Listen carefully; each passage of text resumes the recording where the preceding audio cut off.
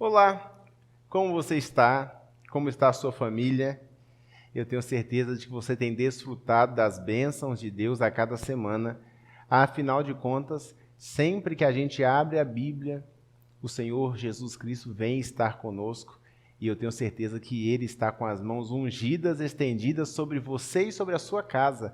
Que satisfação, semana após semana, transformar a sua sala, a sua cozinha, o quarto, o seu carro em um ambiente de adoração, porque sempre que você chama Jesus para estar com você, este lugar se torna um local sagrado. Nós chegamos para mais um episódio do Mistério da Profecia e tem sido muito satisfatório poder apresentar esses temas a você. A gente chega hoje para uma parte bastante robusta do capítulo de Daniel, da terceira visão profética. Daniel não compreende bem o que tinha sido apresentado na visão profética do capítulo 8, do bode, do carneiro, e ele vai inquirir o anjo, perguntando o que aquilo significa. E todo cristão sincero que se depara com a Bíblia, que questiona a Deus, que pergunta a Deus sobre os planos dele, tem a dádiva de receber de Deus as respostas. E eu tenho certeza que, com o mesmo sentimento de sinceridade que Daniel tinha, você está, o seu coração está aberto tanto quanto estava aberto o coração de Daniel, e as respostas para as suas perguntas virão a partir do estudo da palavra de Deus. Eu quero que você abra a sua Bíblia, por gentileza, novamente no capítulo 8. Nós vamos retomar ao finalzinho do último episódio, e caso você tenha necessidade, você pode voltar lá nos episódios anteriores para você fazer, então, essa conexão dos assuntos. É muito importante que você torne essa prática de estudar a Bíblia algo bastante profundo, bastante enriquecedor, que você pause os vídeos, que você retorne aos vídeos anteriores, faça a comparação de um episódio com o outro, de um capítulo da profecia com o outro, para que você seja não só conhecedor da teoria da profecia, mas para que você saiba que o Deus do universo tem planos sublimes para a sua vida, assim como tinha para a vida de cada homem e mulher que viveu nesta terra. Abra sua Bíblia aí, por favor, em Daniel, no capítulo 8, e nós vamos avançar, então, apresentando um pouco mais sobre essa profecia e como ela avança para o seu desfecho, inclusive desfecho que aponta para a bendita volta do Senhor Jesus Cristo. Está com a sua Bíblia aí já? Por favor, abra comigo, então, no capítulo 8. No capítulo 8, o tema central é o santuário. Você se lembra que no capítulo 7, na visão dos 4 animais, do quarto animal, e depois que surgem os 10 chifres, surge um chifre pequeno. E isso, na visão do capítulo 7, o quarto animal representava o Império Romano em sua fase imperial, político. Depois vem os 10 chifres, que representam as 10 tribos bárbaras que dominam o Império Romano gradativamente até o ano 476 d.C., quando definitivamente o Império Romano é deposto de uma vez por todas. Dessas 10 tribos vem surgindo, que já estava ali no estágio embrionário, um poder que já existia no tempo do Império Romano, mas ele não tinha proeminência.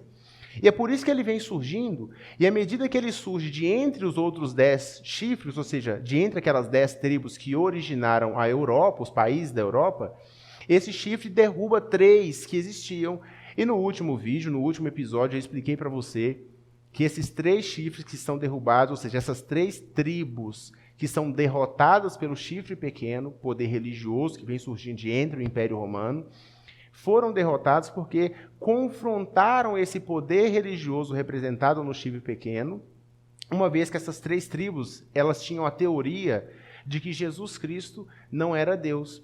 Ele era o primeiro ser criado por Deus, mas não era Deus. O cristianismo, e aí o chifre pequeno que vem surgindo aí com algumas tradições, substituindo a Bíblia, inclusive substituindo a eleição do Espírito pela eleição e autoridade humana, esse chifre pequeno que vem surgindo bem deformado, ele então confronta essas 3 tribos e as derrota, para que ele pudesse ser estabelecido definitivamente.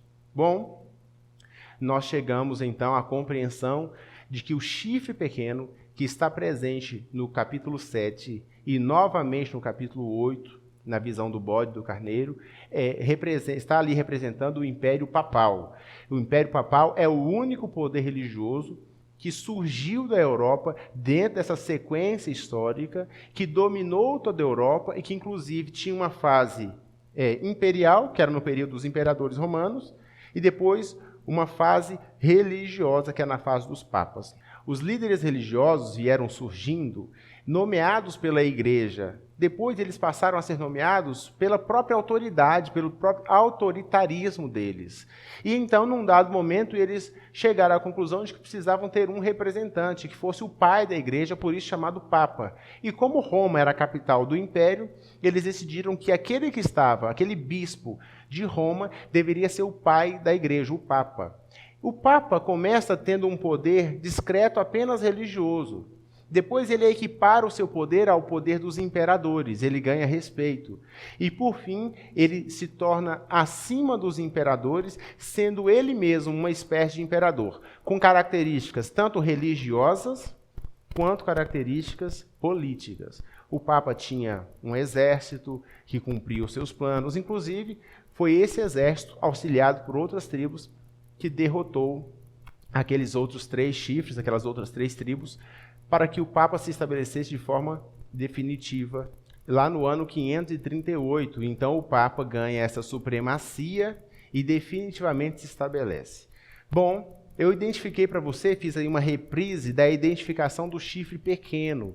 Ele faz todo sentido no contexto do capítulo 8, porque ele ataca não só o povo de Deus, mas ele ataca o próprio Deus. Em Daniel, sua Bíblia está aberta, Daniel capítulo 8, no verso 9, começam a aparecer as características desse chifre.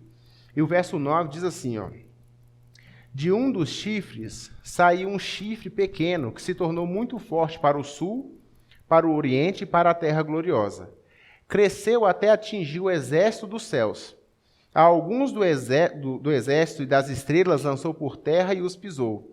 Sim, engrandeceu-se até o príncipe do exército, uma referência a Jesus Cristo. Se você quiser ter essa comparação, vá a Josué capítulo 5, verso 4, que você vai perceber que Jesus apareceu a Josué como o príncipe do exército dos céus, ok? Dele tirou o sacrifício diário e o lugar do seu santuário foi deitado abaixo. O exército lhe foi entregue com o sacrifício diário por causa das transgressões, deitou por terra a verdade e o que fez prosperou. Então observe que esse poder religioso, ele não só tenta dominar os cristãos e a forma como os cristãos obedecem a Deus, mas ele retira de Jesus o papel de mediador. Quando ele ataca o príncipe do céu, ele está tentando ocupar o lugar deste príncipe, ou seja, de Jesus. Além disso, ele retira o diário, o sacrifício diário, e nós vamos entender este contexto do sacrifício diário hoje. Além disso, ele ataca também o santuário. Toda a teologia e a doutrina bíblica gira em torno do santuário. O santuário ele figura como uma peça fundamental na Bíblia. Em torno dele, todas as outras verdades estão girando. Ou seja, esse poder religioso motivado pelo inimigo de Deus ataca o santuário porque ele sabe que se o santuário for retirado da vida dos cristãos, dos filhos de Deus, todo o sistema pelo qual Deus salva o ser humano é deitado abaixo também. Então, o chifre pequeno, essa entidade religiosa, ataca o próprio Deus e suas verdades. E Daniel pergunta. Depois ouviu um santo que falava, e disse outro santo àquele que falava, até quando durará a visão do sacrifício diário, ou seja, aquele ataque que o sacrifício diário estava sofrendo, e da transgressão assoladora, visão na qual é entregue o santuário e o exército a fim de serem pisados? Os 2 anjos conversando, Daniel observando a cena, eles se perguntam, até quando isso vai durar? E aí no verso 14, ele responde, ele me disse, até 2.300 tardes e manhãs, e o santuário será purificado. Bom, 2.300 tardes e manhãs, e o santuário será purificado. Ou seja, até este tempo, haveria um substituto na terra tentando roubar o lugar de mediação de Jesus. A gente precisa compreender que a Bíblia, especialmente a profecia, ela lida com elementos simbólicos para revelar verdades supremas. Deus parte do conhecido para o desconhecido. Deus usa o método da repetição. E ele vai ampliando a capacidade de revelação à medida que o ser humano amplia a sua capacidade de compreensão. Eu preciso te lembrar que na Bíblia existe o método dia-ano. Na profecia, melhor dizendo, não na Bíblia, quero me referir especificamente à profecia, um dia equivale a um ano. Então, a expressão tarde e manhã é vista lá em Gênesis, quando Deus termina de criar um dia, ou dentro daquele dia, no primeiro dia, por exemplo, ele termina o seu processo criador, e a Bíblia diz assim, houve tarde e manhã o primeiro dia. Portanto, tarde e manhã é uma expressão que indica um dia completo de 24 horas. Na profecia bíblica, um dia equivale a um ano. Então, se ele respondeu que a profecia duraria 2.300 dias, significa que duraria 2.300 anos até o dia da purificação do santuário. Bom, a gente precisa se lembrar que tudo neste capítulo faz muito sentido. O bode e o carneiro estão aqui figurando, diferente dos animais que apareceram no capítulo 7, diferente dos metais do capítulo 2, eles aparecem aqui por um motivo muito claro. Esses dois animais eram usados no serviço do santuário em Israel. Logo que Deus tirou o povo do Egito, quando eles estavam indo no deserto, Deus chegou para Moisés e disse: e me farão um santuário para que eu possa habitar no meio deles. Êxodo capítulo 25, no verso 8. E lá no verso 40, 25, 40, ele diz para Moisés: vê, faça tudo conforme eu te mostrei no modelo. Deus trouxe um modelo, uma maquete para Moisés construir o santuário da terra. E aquele santuário, então, foi utilizado por Moisés na condução do povo ao longo da vida do deserto. Durante 40 anos de peregrinação no deserto, eles mudaram o santuário de lugar pelo menos 41 vezes. Ou seja, cada vez que eles saíam naquela viagem que durou 40 anos, eles montavam o tabernáculo e levavam com eles. Por que eles faziam isso? Porque o santuário era o local, o ponto de encontro entre Deus e o seu povo, os seus filhos. E mais do que isso, como eu te expliquei no último episódio, o santuário era a forma física pela qual Deus ensinou ou ensinava ao povo a maneira como ele salva. O cordeiro que era morto de maneira inocente representava Jesus que morreria de maneira inocente no lugar do pecador. O altar de sacrifícios representava a cruz onde ele foi crucificado. A bacia com a água da purificação representava tanto o batismo quanto também Jesus, a água da vida. Quando você entrava no lugar santo, aquele primeiro compartimento, você tinha do lado direito os pães da proposição, que representava Jesus, o pão da vida. Do lado esquerdo, o candelabro, com 7 lâmpadas que sempre estavam acesas, que representavam o Espírito Santo, e também Jesus, a luz do mundo. De frente, na cortina que dividia o segundo com o terceiro compartimento, estava também um incensário, que representava a oração dos santos, dos filhos de Deus.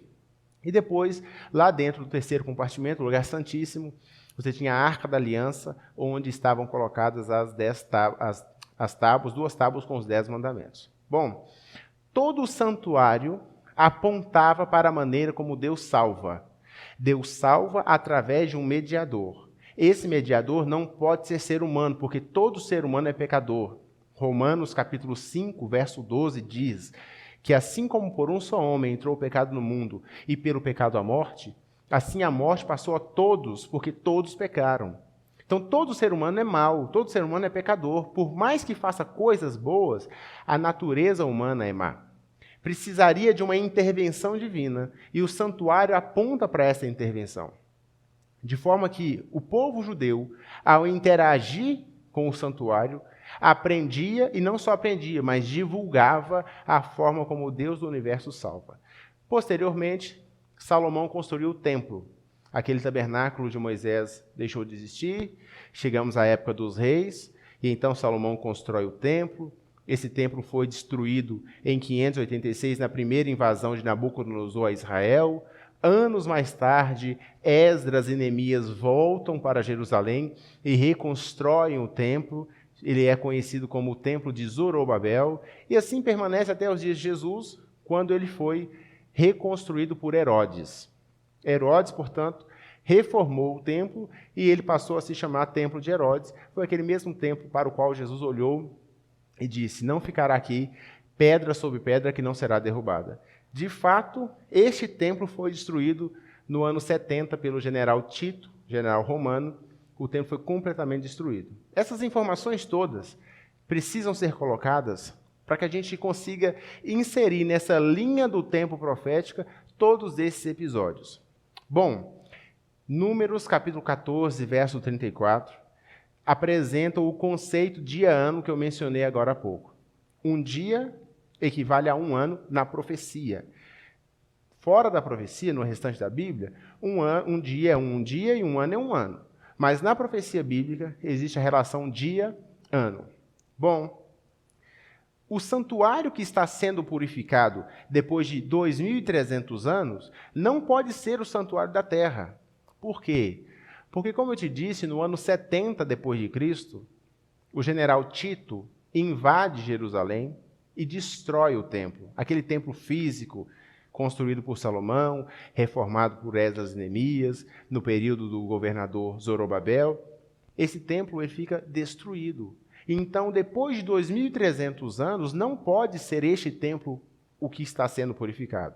Ora, se Deus, lá em Êxodo, capítulo 25, verso 40, entrega para Moisés uma maquete, um modelo, é porque existe um original. Se você tem um documento, você tira um xerox, o xerox ele é a evidência de que existe um original para ter, obviamente, produzido o xerox. Então, Deus toma uma maquete do original do céu e manda Moisés construir aqui. De forma que o santuário que está sendo purificado, ou melhor, o santuário que está sendo atacado pelo chifre pequeno não é o santuário da terra, porque nós já estamos falando daqui do ano 538 depois de Cristo. O santuário da terra foi destruído no ano 70 depois de Cristo. O santuário que está sendo atacado é o do céu. E, ao mesmo tempo, o santuário que está sendo purificado não é o da terra, é também o do céu. E a gente vai, então, descobrir agora, a partir de experiências matemáticas, eu não sei se você foi bom de matemática e física na época do estudo, né, da escola, mas nós vamos fazer algumas contas matemáticas agora.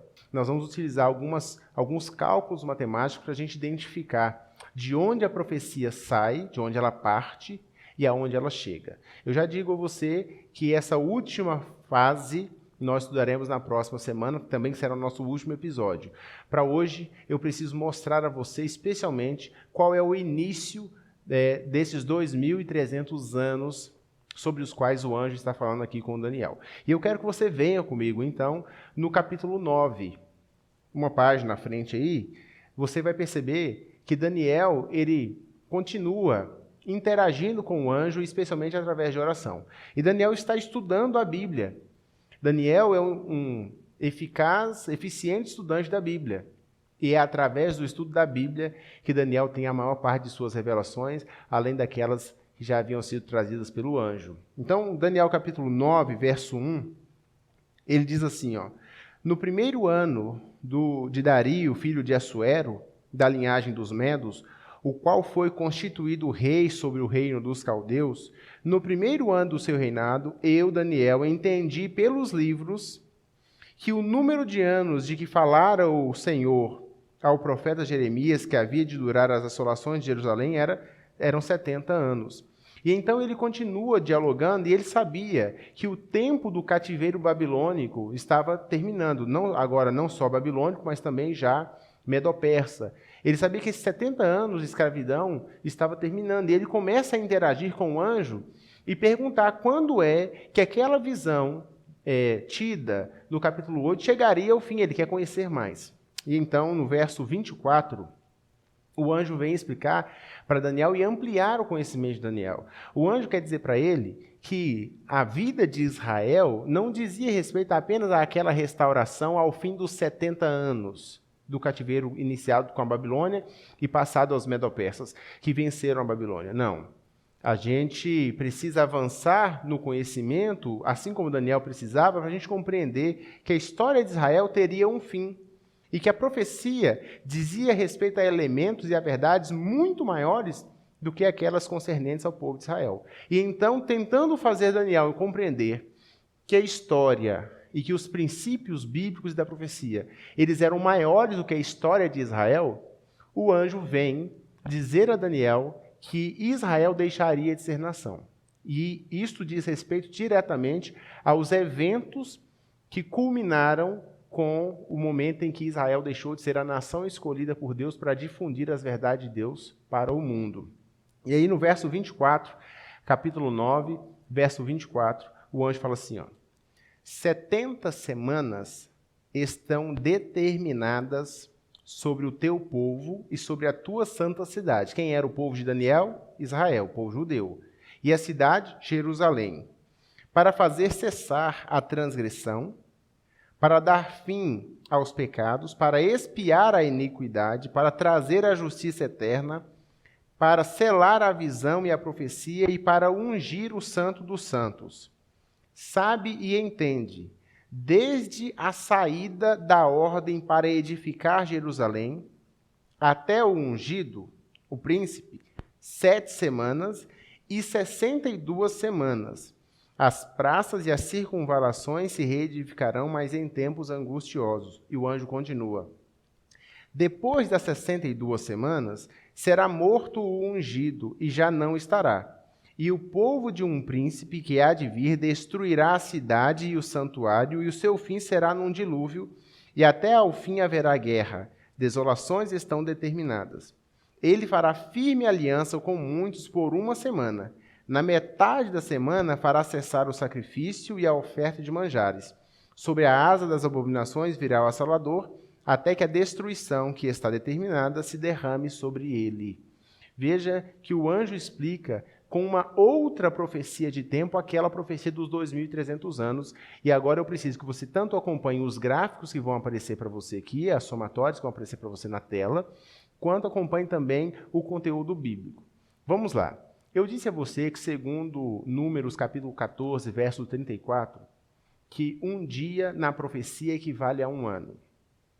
Eu também disse a você que na profecia os elementos simbólicos são tomados para representar verdades maiores e verdades, inclusive, literais.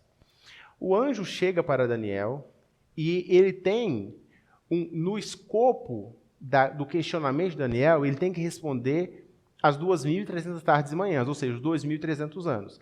Eu preciso responder a você quando esses 2.300 anos começam a ser contados para a gente saber quando é que eles terminam, ok?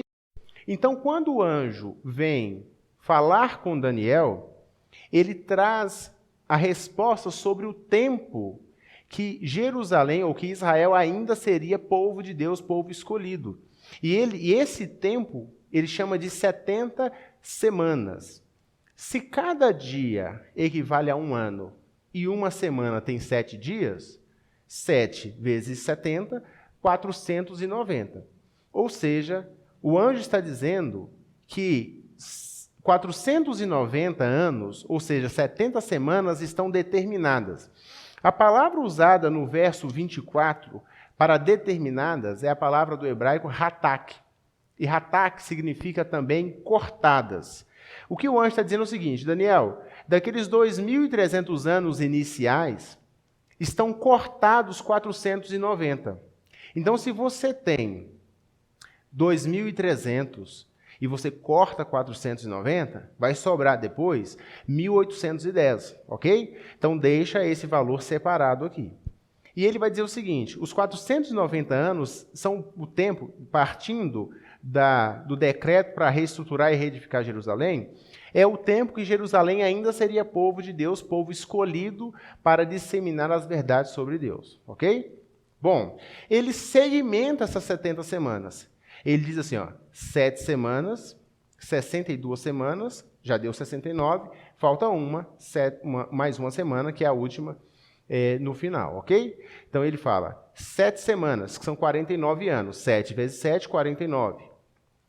Um dia para cada ano, então nós temos 49 anos.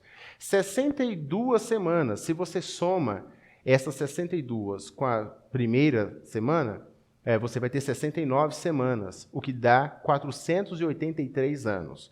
Então, pausamos aqui, a conta está aí na sua tela. Nós temos 483 anos para quê? Para o ungido, para o momento em que Jesus seria batizado. Antes de avançar para a data do batismo de Jesus, momento no qual ele foi ungido por Deus para o seu ministério, eu preciso te dizer qual foi a data de início, tanto dos 2.300 anos, quanto dos 490 anos, que começam no mesmo ponto. E o anjo fala no verso 24, ele diz assim, verso 25 melhor, desde a saída da ordem para reestruturar e reedificar Jerusalém até ao ungido, ao príncipe, até o momento em que Jesus seria batizado para começar o seu ministério. Veja que nós tivemos 3 decretos dos reis persas que autorizaram a reconstrução de Jerusalém.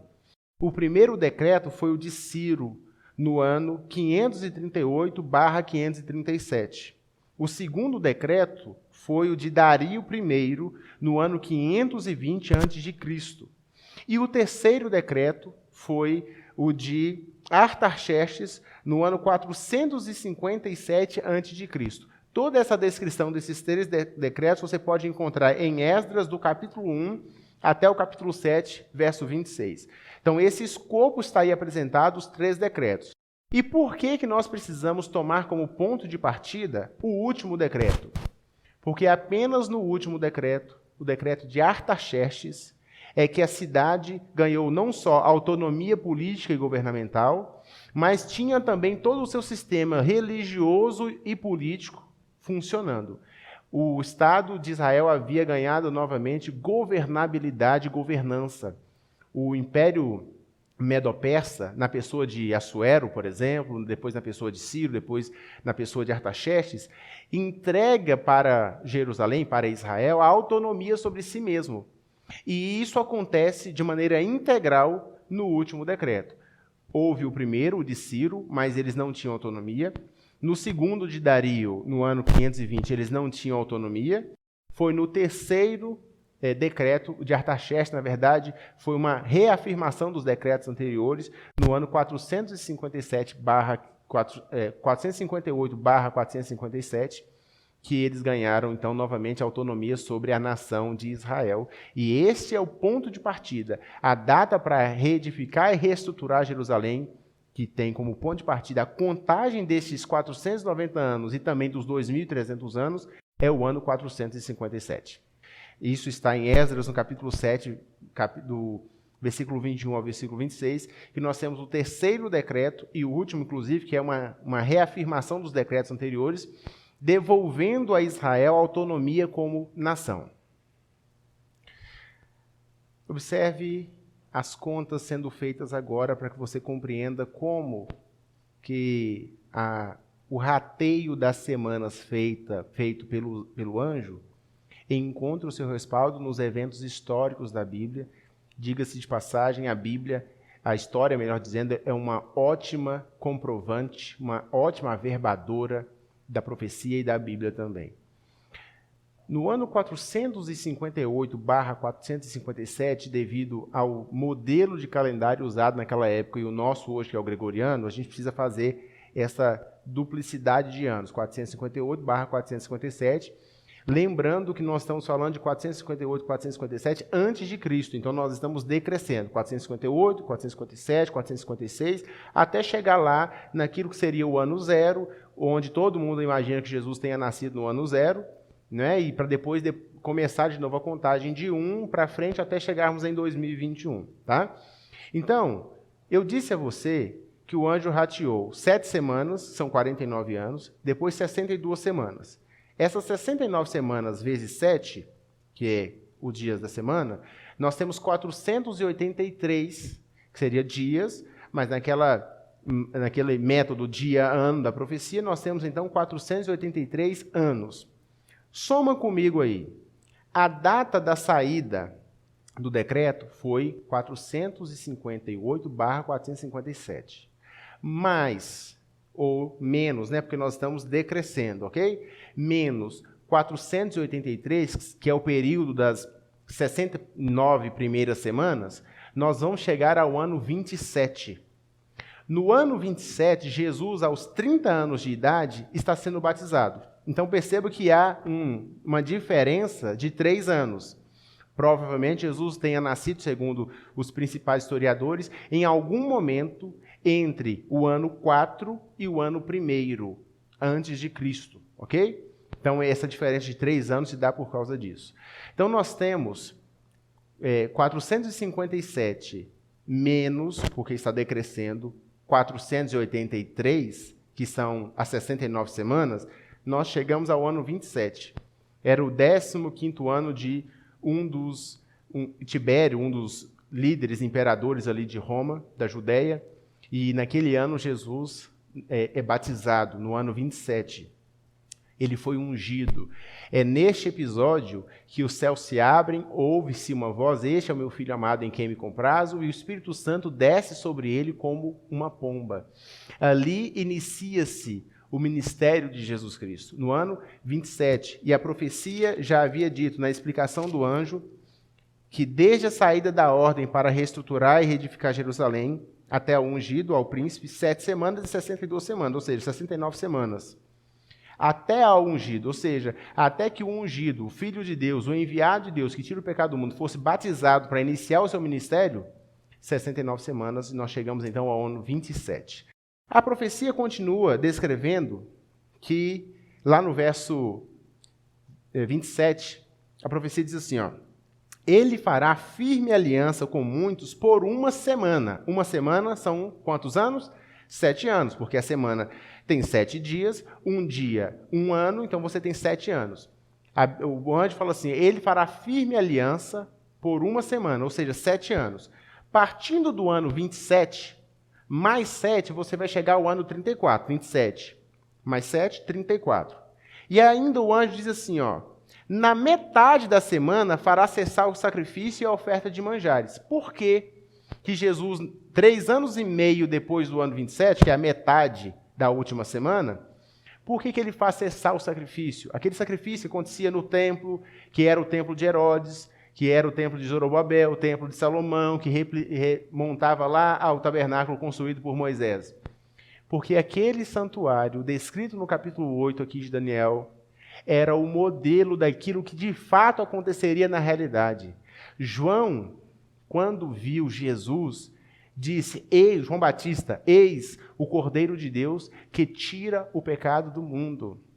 Jesus, quando foi morto, estava dando real significado a todo aquele sistema do santuário que acontecia todos os dias, 2 vezes por dia, no sacrifício diário, pela manhã e pela tarde, todos os dias acontecia com o sacerdote, o sumo sacerdote, 1 vez por ano. Jesus, quando morreu, deu o real significado de todo aquele serviço do santuário. E então, na metade da semana, 3 anos e meio após o ano 27, Jesus é morto. Faltam ainda 3 anos e meio. Nós estamos falando 27 mais 3,5, nós estaremos em meados do ano 30, ok? Meio do ano 30. Você conta mais 3 anos e meio para frente, você vai chegar então ao ano 34. E no ano 34, com o apedrejamento de Estevão, descrito em Atos, capítulo 7, Israel é rejeitado como nação escolhida para falar de Deus, e agora todos, baseado na cruz de Jesus, todos podem ser propagadores do evangelho, tanto judeus quanto não judeus, tanto judeus quanto gentios. Paulo, em Romanos capítulo 1, versos 16 e 17, especialmente no 17, vai dizer que a fé vem primeiro dos judeus, depois para os gentios, não é? Então, os judeus deixaram de ser essa nação escolhida por Deus, e agora eles, junto com todas as outras nações, são responsáveis, são chamadas a proclamar as verdades de Deus. No ano 34, Israel deixou de ser nação. 3 anos e meio antes, obviamente antes do ano 34, Jesus estava morrendo. O verdadeiro cordeiro que dava significado a todo aquele sistema do santuário estava depondo a sua vida. A Bíblia diz que no dia em que Jesus morreu, naquela sexta-feira, o véu do santuário foi rasgado de alto a baixo, porque todo aquele sistema havia perdido o seu valor, porque o verdadeiro cordeiro estava morrendo. Você entende por que o chifre pequeno está atacando o santuário do céu?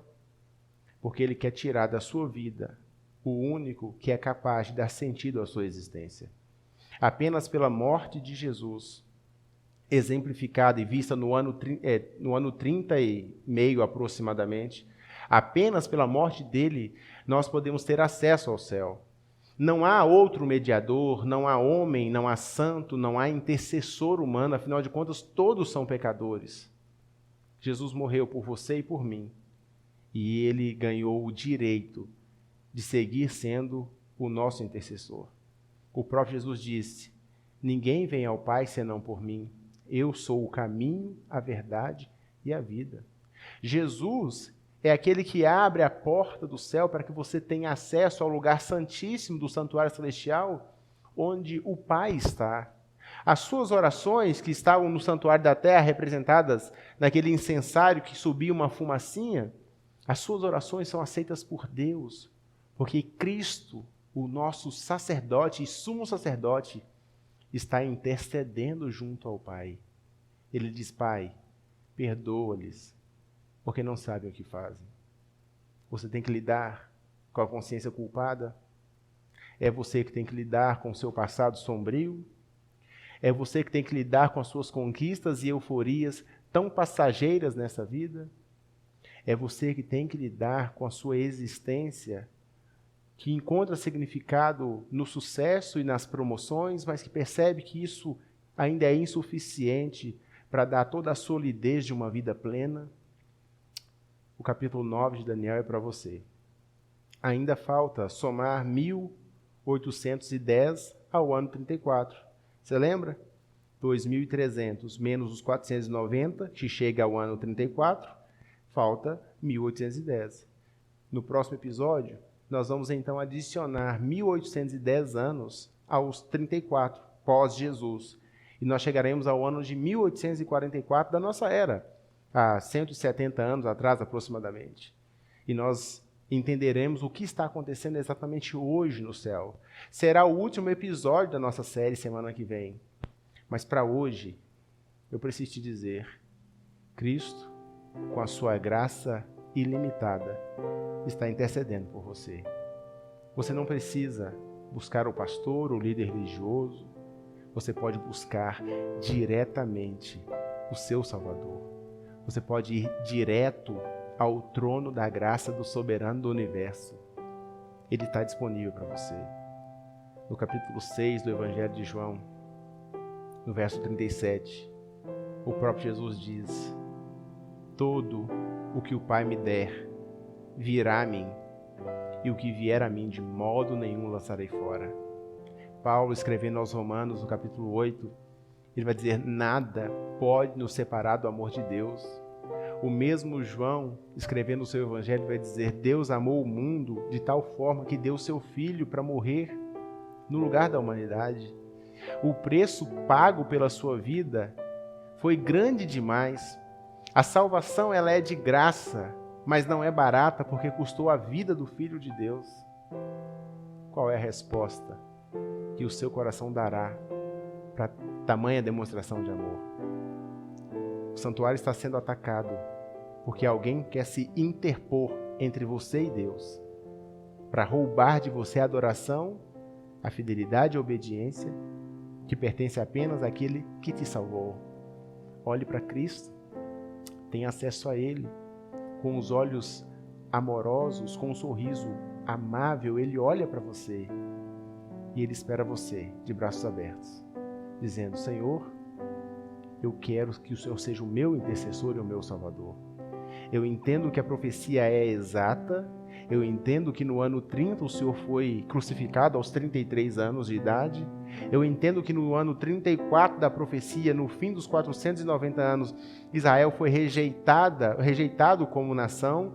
Eu entendo que, somando os 1810 anos que faltam, dos 2.300, nós vamos chegar a 1844. Eu estou ansioso para conhecer tudo isso, como Daniel estava. Mas, Senhor, salva-me hoje. Salva-me de mim mesmo. Salva-me dos meus desejos e dos meus vícios. Você pode dizer isso para Jesus. porque cada vez que você se dirige ao sumo sacerdote do céu, aquele que intercede por você no santuário celestial, ele apresenta as mãos feridas ao Pai. Diz: Pai, perdoe seu filho, porque no lugar dele eu morri. O preço do pecado dele foi colocado na minha conta. Isaías já havia dito que o castigo que nos traz a paz estava sobre ele. Que o seu coração seja aberto para Jesus, que a graça salvadora dele te envolva e que você tenha a alegria de ter o seu nome registrado no livro da vida, para que quando ele vier, ele olhe nos seus olhos para dizer: filho, eu te amei, você me aceitou, vem para casa, vem viver eternamente, vem viver comigo. Você aceita esse convite? Você quer que Jesus te chame como filho? Feche seus olhos e vamos orar comigo então. Querido Jesus, eu tenho a plena convicção de que o seu Espírito está trabalhando para alcançar os corações sensíveis e sinceros, para tornar clara a compreensão da profecia bíblica e para fazer deles filhos e herdeiros do teu reino. Cuida de cada um deles e delas, cada família, que a partir do estudo do livro de Daniel, muitos nomes sejam registrados no livro da vida, porque estes e estas que me ouviram aceitam o seu convite. Obrigado por interceder por nós. E assim nós oramos, em nome de Jesus. Amém. Grande abraço, que Deus te abençoe muito.